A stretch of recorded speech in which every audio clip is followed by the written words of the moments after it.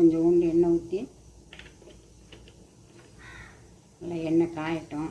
வெங்காயம், ஒரு காஞ்ச மிளகாய் நல்லா வதக்கணும்.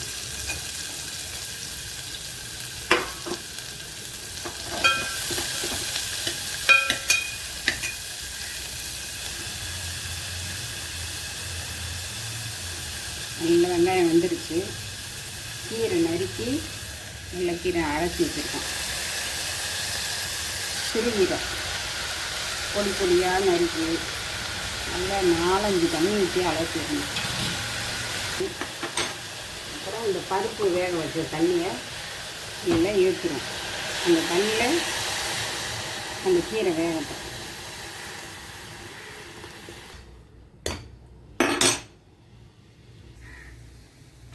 இது கொஞ்சம் பருப்பு போட்டு வெங்காயம், ஒரு தக்காளி, பச்சை மிளகாய் இதெல்லாம் போட்டு நல்லா மசிய வேக வச்சுருக்கோம். இதை மற்ற போட்டு நல்லா கடைஞ்சிருவோம். இதில் உள்ள தண்ணியை தான் கீரைக்கு இழுத்து ஊற்றி வேக விட்ருக்கோம். இந்த பருப்பை நல்லா மசிச்சிருவோம்.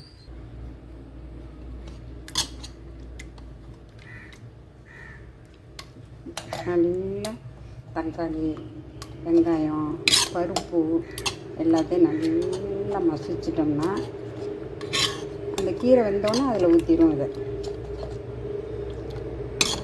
கீரை நல்லா வெந்துருச்சு. இப்போ மிளகாத்தூள்,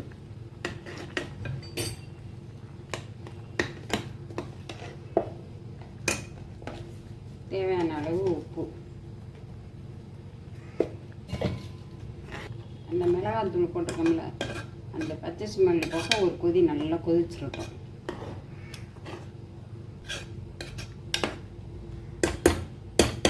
நல்லா கொதிக்கட்டும்.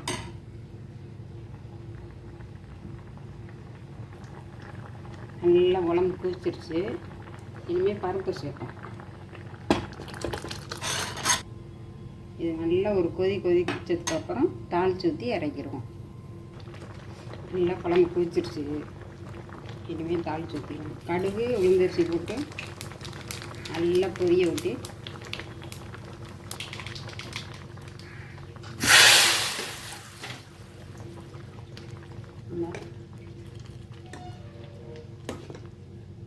கீரை சாம்பார் ரெடி. சாதத்துக்கு, இட்லி, தோசைக்கு எல்லாத்துக்குமே சூட் ஆகும். கீரை சாம்பார் ரெடி.